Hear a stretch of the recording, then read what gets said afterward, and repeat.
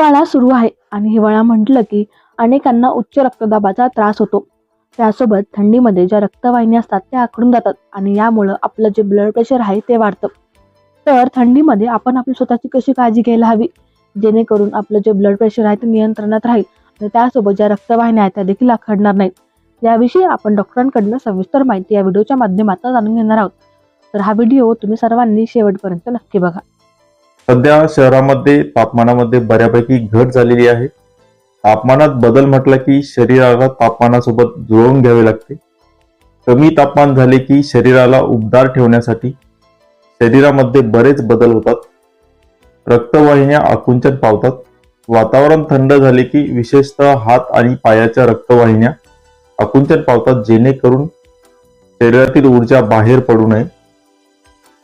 तसेच शरीराला उबदार ठेवण्यासाठी आणि रक्तवाहिन्या आकुंचन पावल्यामुळे हृदयाला जास्त काम करावे लागते. त्यामुळे हृदयाची गती वाढते, रक्तदाब वाढतो. तसेच थंड वातावरणामध्ये रक्तामध्ये प्लेटलेट ॲग्रिगेशन होण्याची शक्यता जास्त असते. त्यामुळे क्लॉट्स तयार होण्याची शक्यता अधिक असते.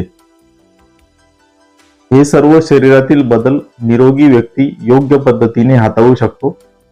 वृद्ध व्यक्ती, स्थूल व्यक्ती, रक्तदाबाचे रुग्ण, हृदयविकाराचे रुग्ण यांमध्ये हे बदल हानिकारक ठरू शकतात. त्यामुळे हिवाळ्यात उच्च रक्तदाब, हृदयविकार, पक्षाघात याचे प्रमाण अधिक असते. त्यामुळे वृद्ध व्यक्ती, रक्तदाब, हृदयविकाराचे रुग्ण यांनी हिवाळ्याच्या दिवसांमध्ये योग्य ती काळजी घेणे आवश्यक आहे. शरीर उबदार ठेवण्याचा प्रयत्न करा. गरम कपडे परिधान करा. रूम वॉर्मरचा उपयोग करू शकता. थंड वातावरणामध्ये बाहेर जाणे टाळा.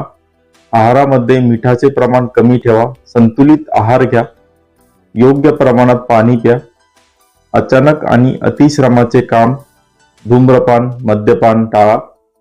तणाव, वजन नियंत्रणात ठेवा. रक्तदाब, रक्तातील साखर नियमित तपासा. डॉक्टरच्या सल्ल्यानुसार योग्य ती औषधे चालू ठेवा. डॉक्टरांनी सांगितल्याप्रमाणे तुम्ही काळजी घ्यावी, जेणेकरून थंडीमध्ये तुमचा बीपी जो आहे तो नॉर्मल राहील आणि तुम्हाला कुठल्याही प्रकारचा त्रास होणार